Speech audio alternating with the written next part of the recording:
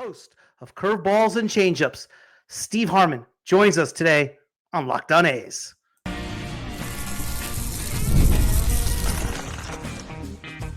You are Locked On A's, your daily podcast on the Athletics, part of the Locked On Podcast Network.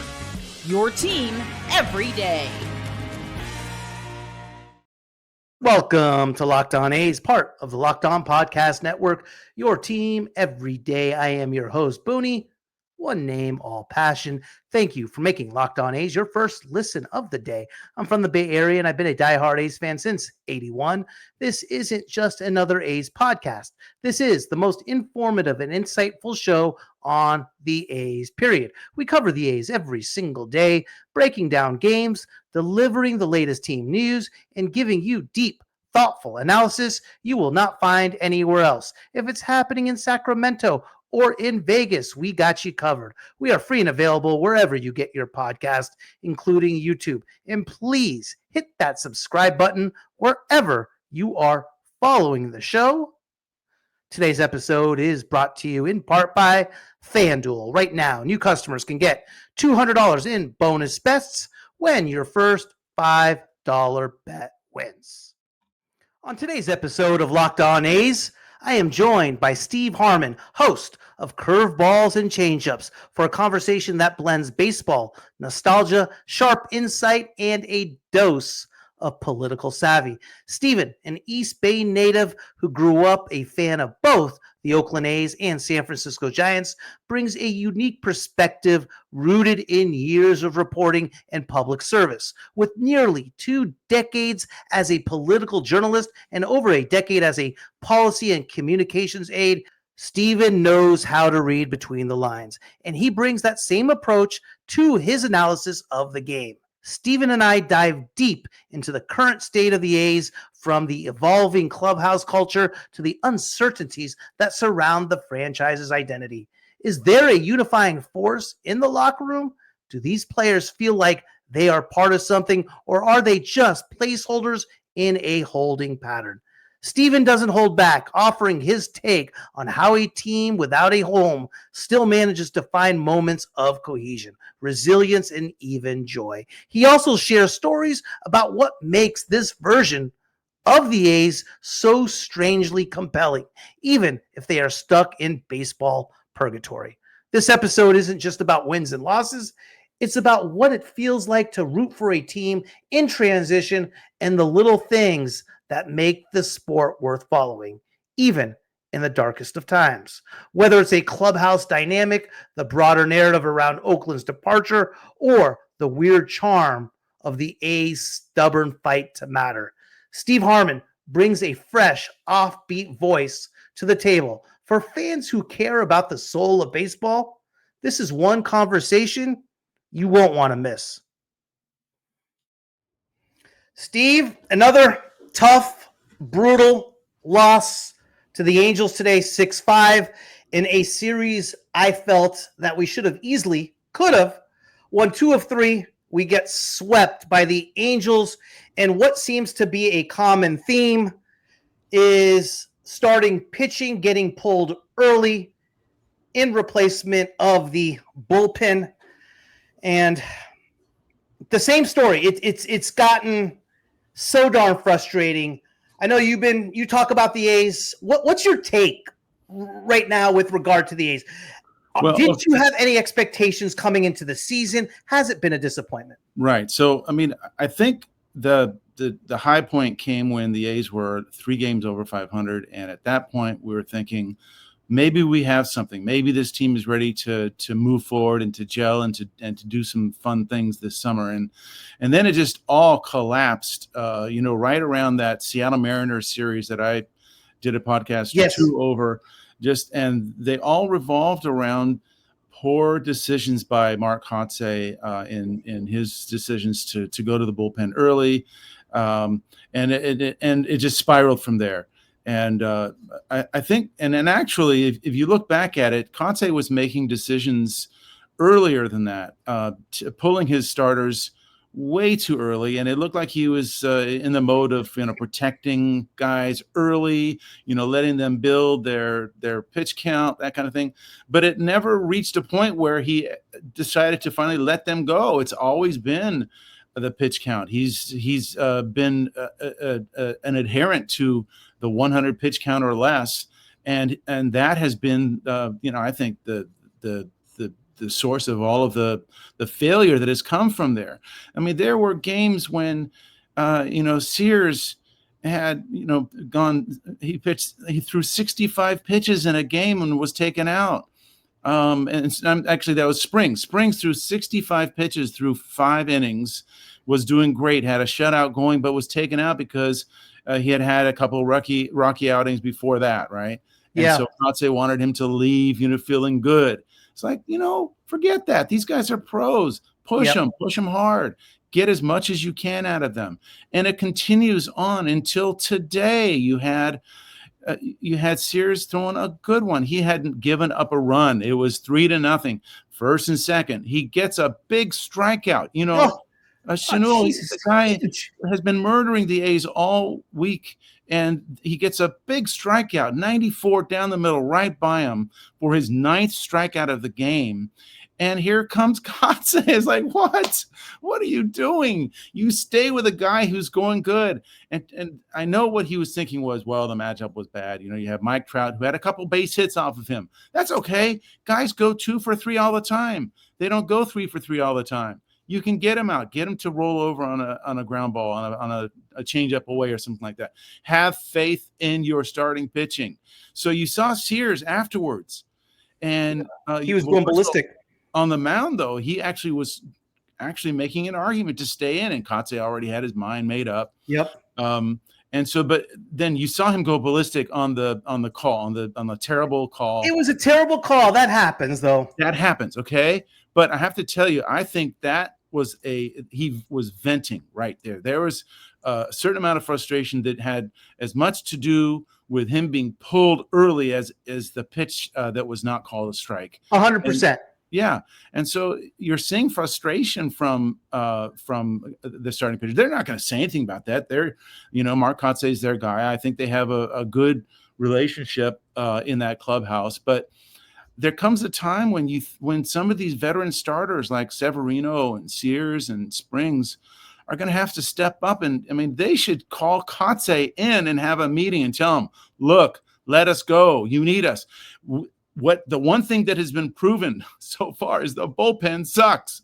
I'm sorry to say, the bullpen has failed them time after time after time. And part of that is because they've been overused and overexposed.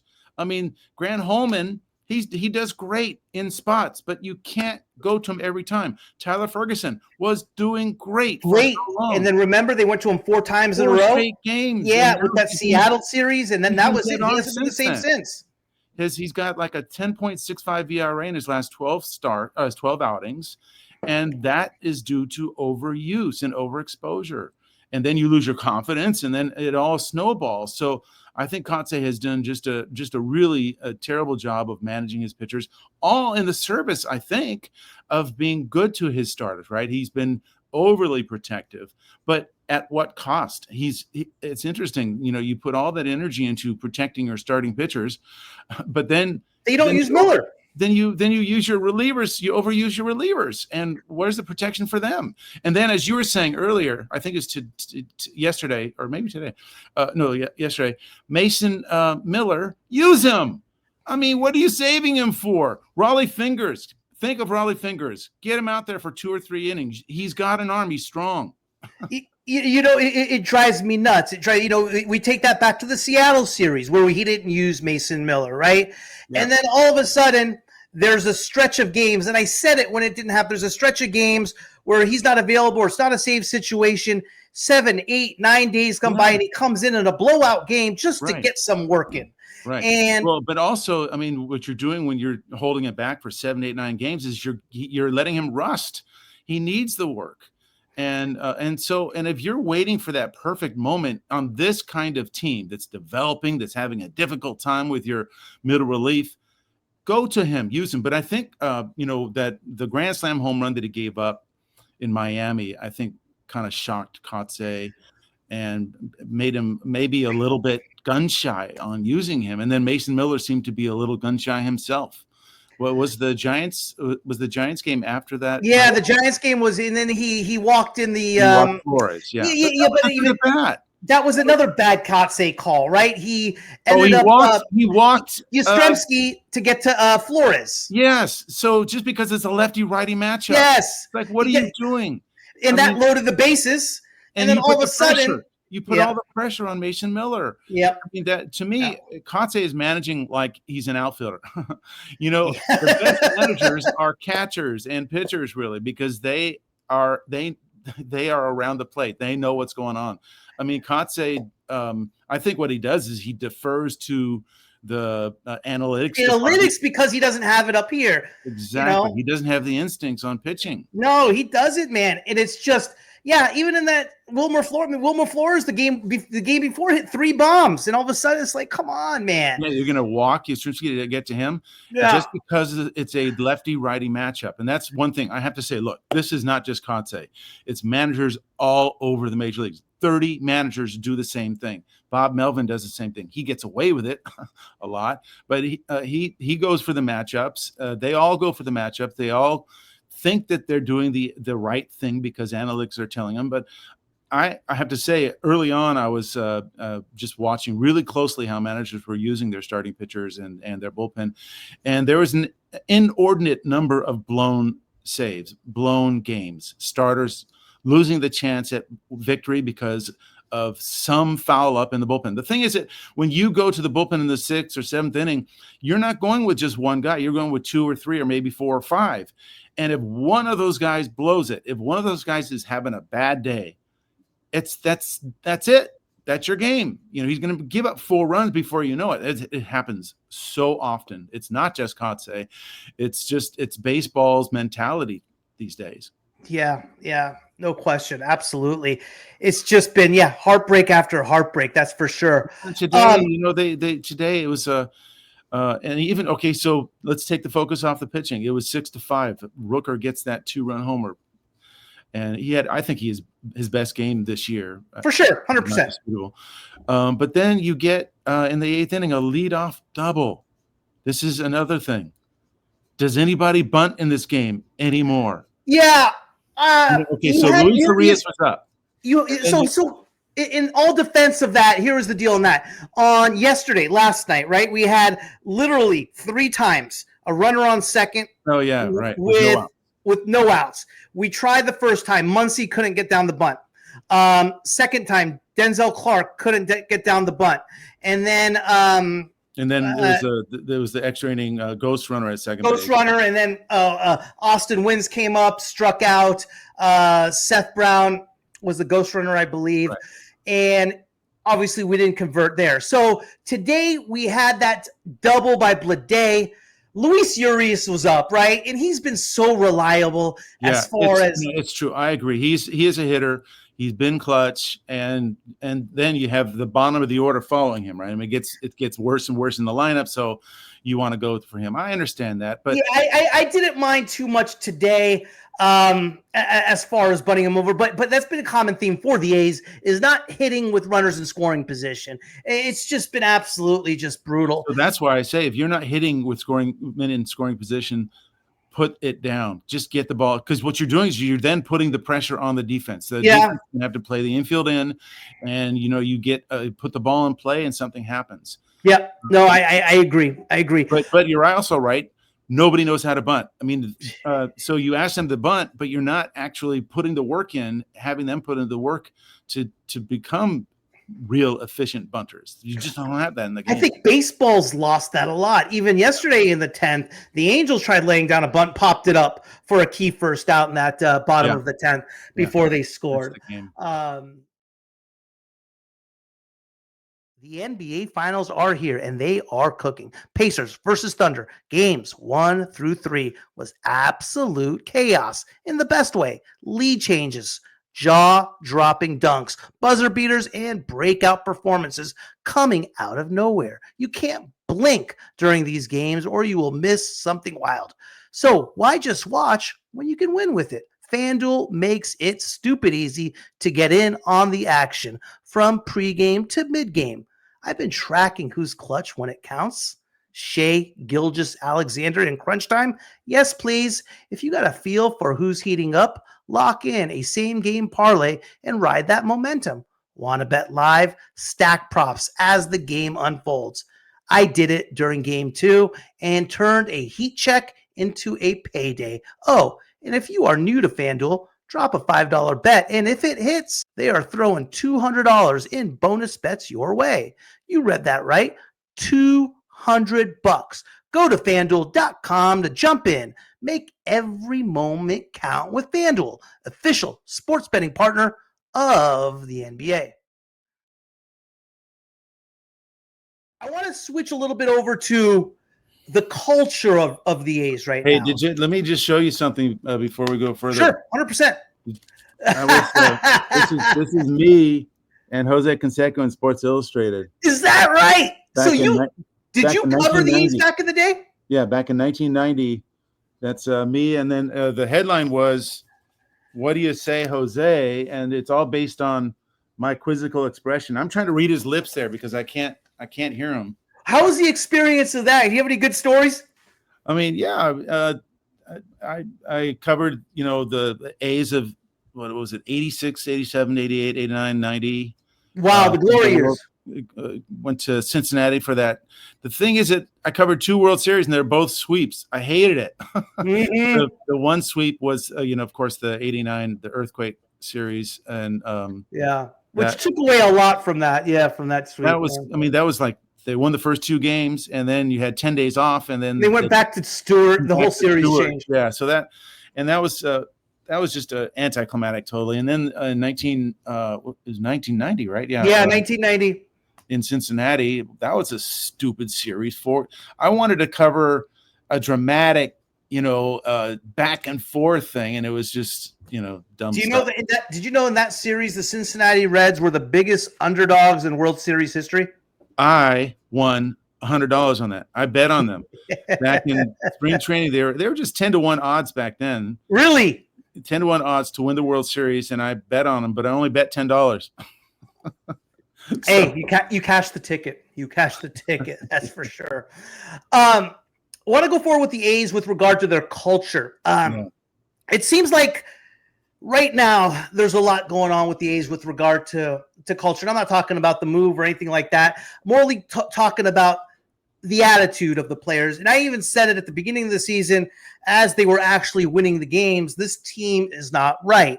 There were a number of plays where Jacob Wilson and J.J. Bleday would almost collide on a pop-up. No one was calling one another out. Or Lawrence Butler and Bleday and out. That's the next one I was talking about. And there was no acknowledgement. There was no type of chemistry. There's no look. And it kept on happening. Yeah. Miguel Andujar and Jacob Wilson out. I'm sorry? That's one of the reasons that Bleday was sent out was communication issues there. Yeah, I'm sure it was. And I'm sure that 198 batting average didn't help much either.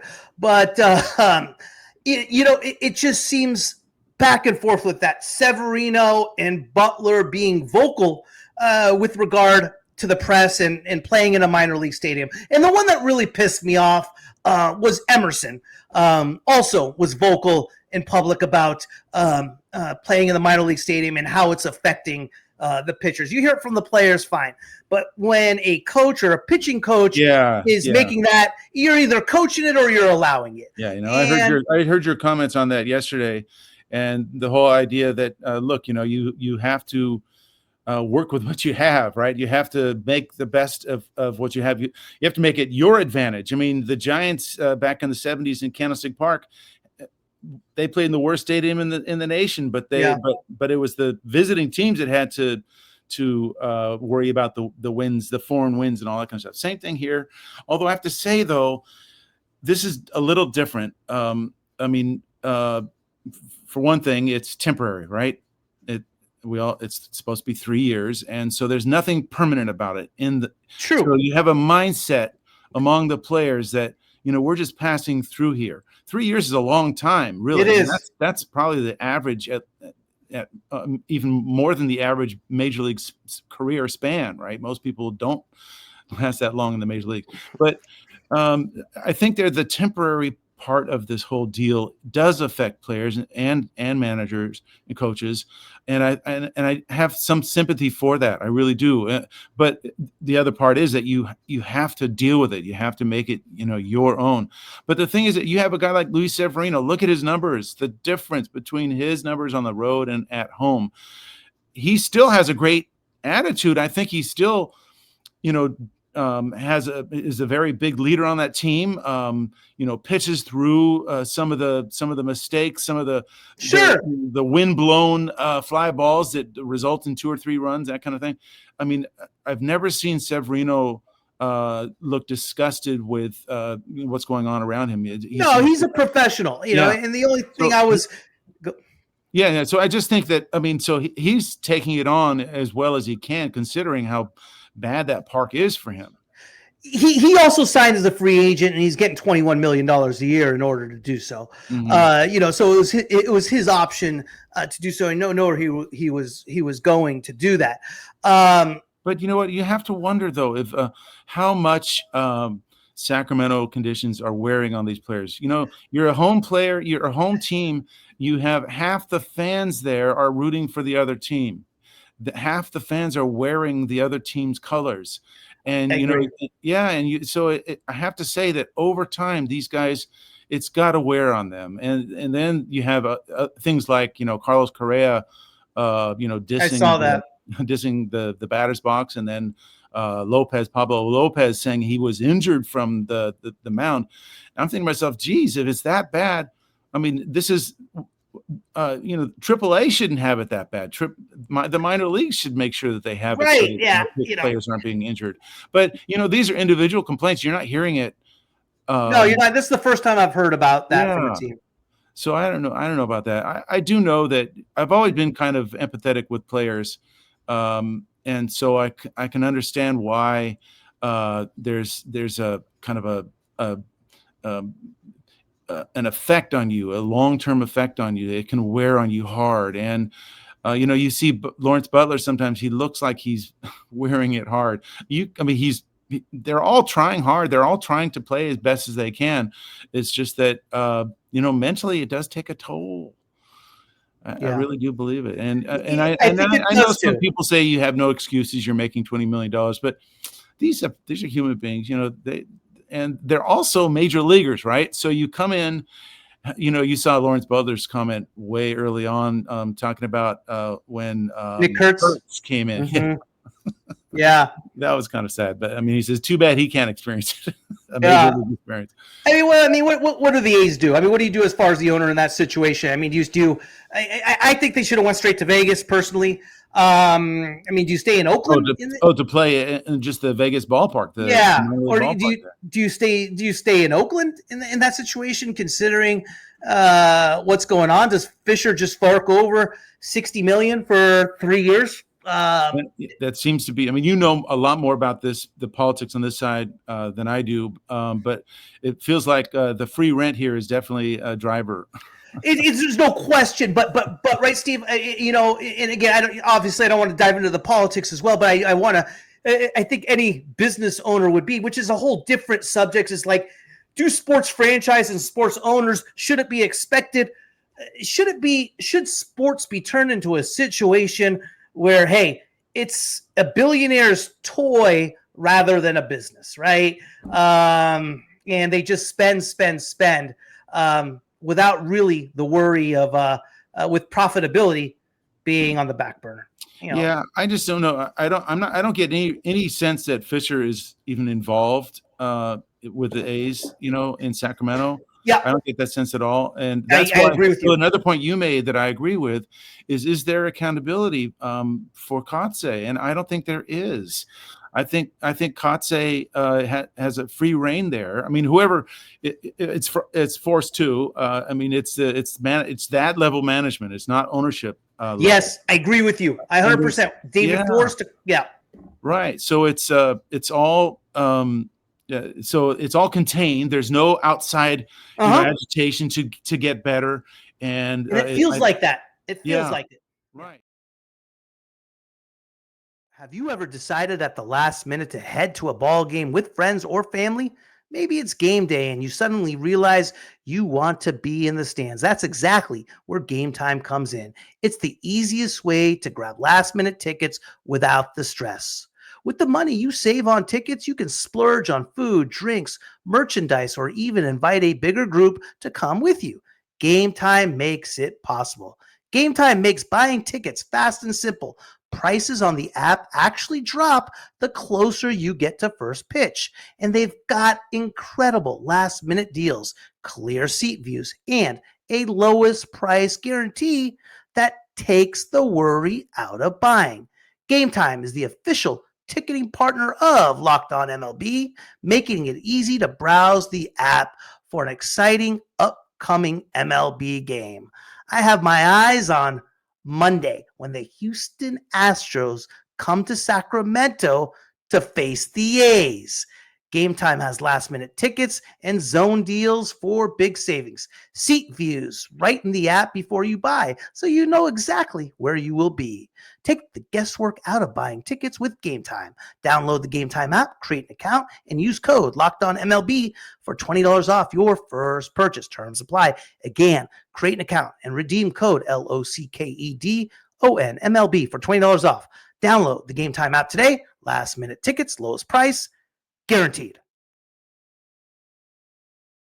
So then, look, and I want to get to the Kotze thing and the way he answers questions Please. at press conferences. Please. I mean, in one of my podcasts, I actually did. I actually transcribed the questions and his answers to show just how foolish they were.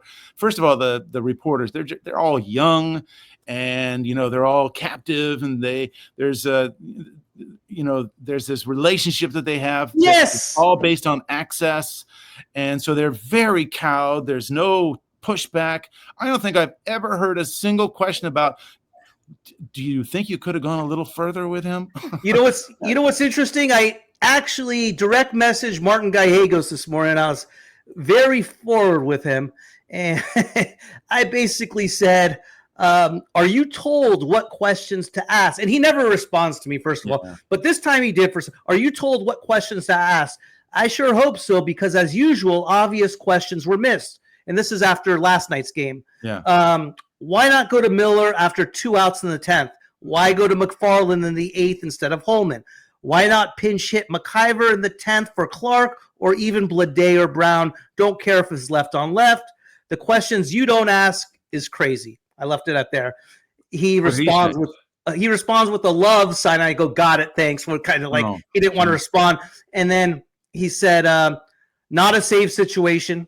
Angels had a few lefties due up. You may not care if it's left on left, but they do. So. Yeah, this whole not a save situation. These reporters, they try to think so much like the people they cover that there's no pushback. There's no sense of, thinking beyond what the manager does. So he's never going to get a tough question. And even Severino, why not ask him? Do you think you could have gone another inning? Why not ask him? But the reporters just don't do it. Then Kotze, what was his thing today? Let me see. I wrote down a note. He said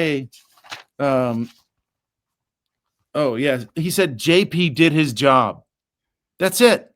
Yeah. JP did his job. Yeah. And he was able to walk off the mound with the possibility of a win. What kind of mindset is that?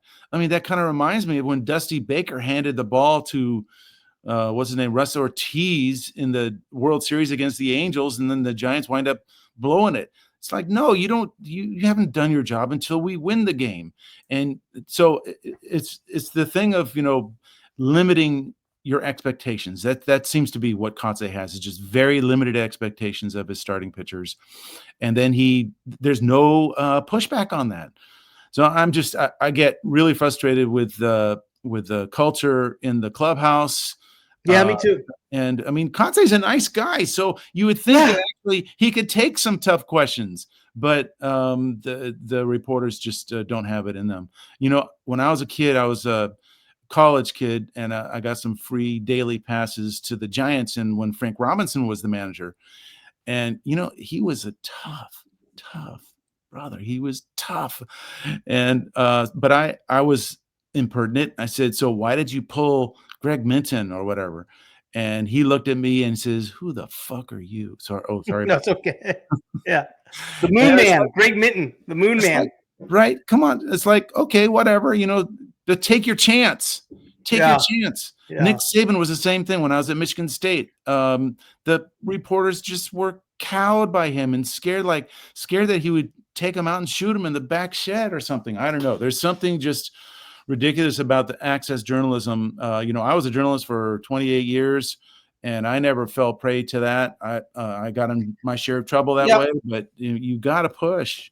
It seems like they don't want to ask the certain questions because they don't want to damage the relationship.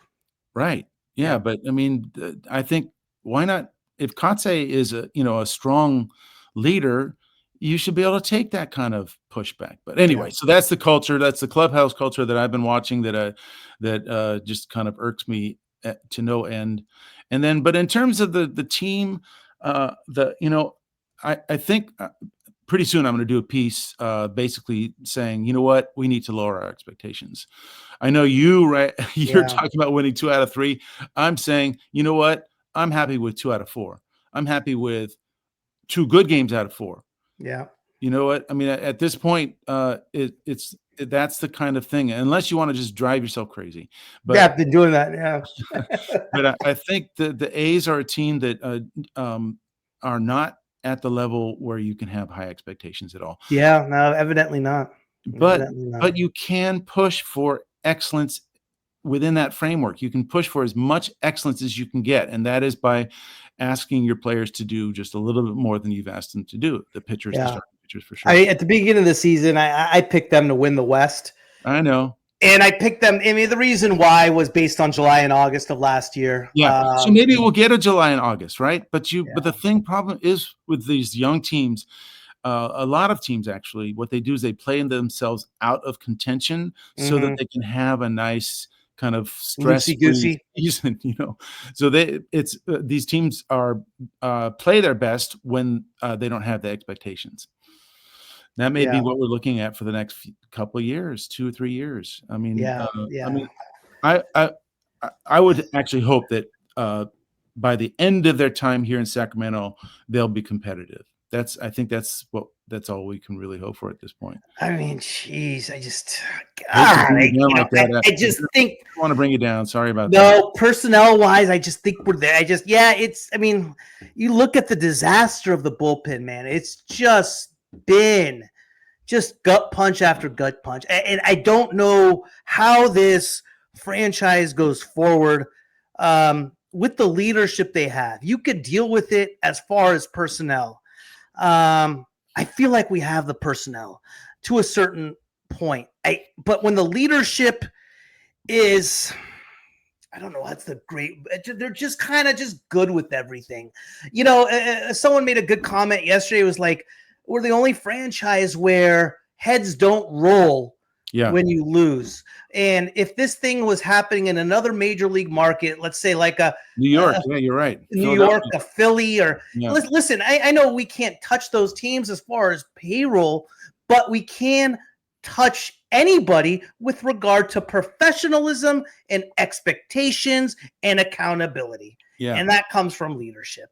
And we don't have that. No, and I think it does go back to what we were talking about before, and that is that this is a kind of a cloistered organization right now. There's no accountability. There's no pressure from the top, from the actual top.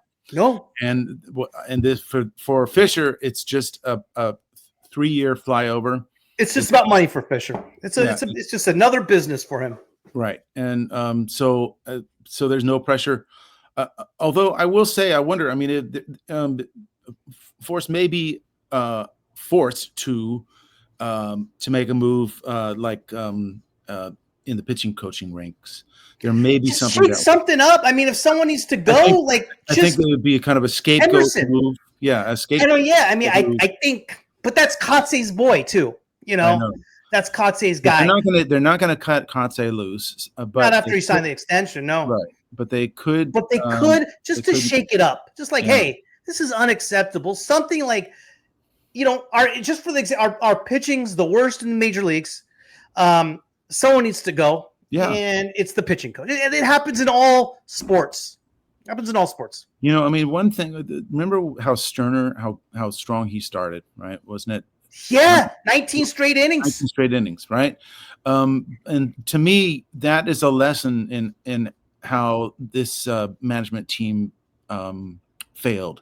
So that they assumed that he would continue to, at that level, right? And so then what's his ERA now? 4.50? I'm like that. Close to that, right? I'll tell you right now, it is, yeah. It's high. Yeah, but so what happened there then? So did he just lose it? Was he overused? Did he stop doing the things he was doing before? What happened? 4.28. Yeah, good call. Yeah. Yeah. So, but the question is why did the coaching staff lose him? Where did they lose him? What is he doing now that he wasn't doing before?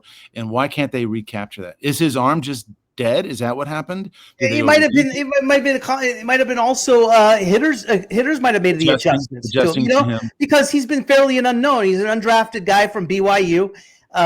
He pitched a couple innings last year in Tampa Bay, and he had a real strong spring training. And all of a sudden, he went nuts to the beginning of the year. And hitters may have just made adjustments on him and taken a look. They needed to make adjustments with him. So to me, that's kind of emblematic of the failure of the pitching coaching staff. Then that was that they had something good there, and they could have found a way to keep it.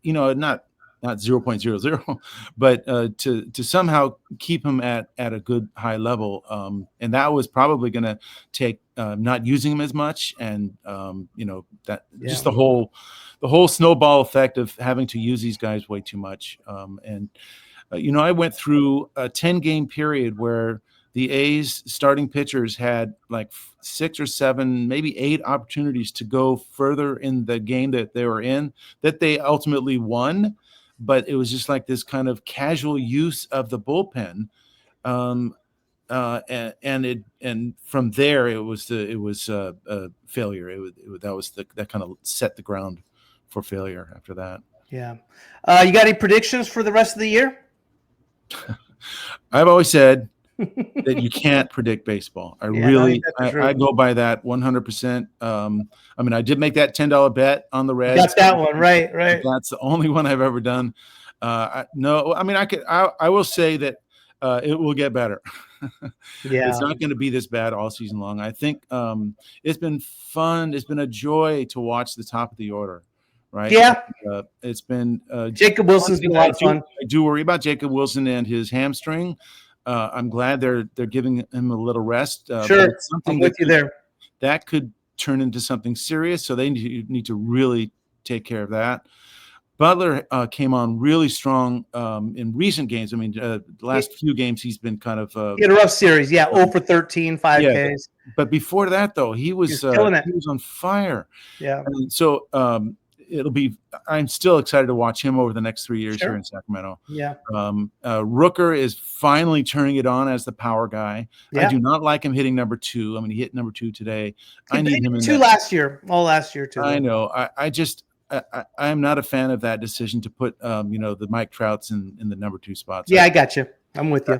I've always believed that these guys are the cleanup hitters should be hitting cleanup. The 3 guys, more of the prototypical, not the Kyle Schwarber. And I hate Ohtani leading off stuff like that. Yeah, it's not. It's just to me. I just don't like it. It just doesn't have a good feel. I'm with you. Give me a guy.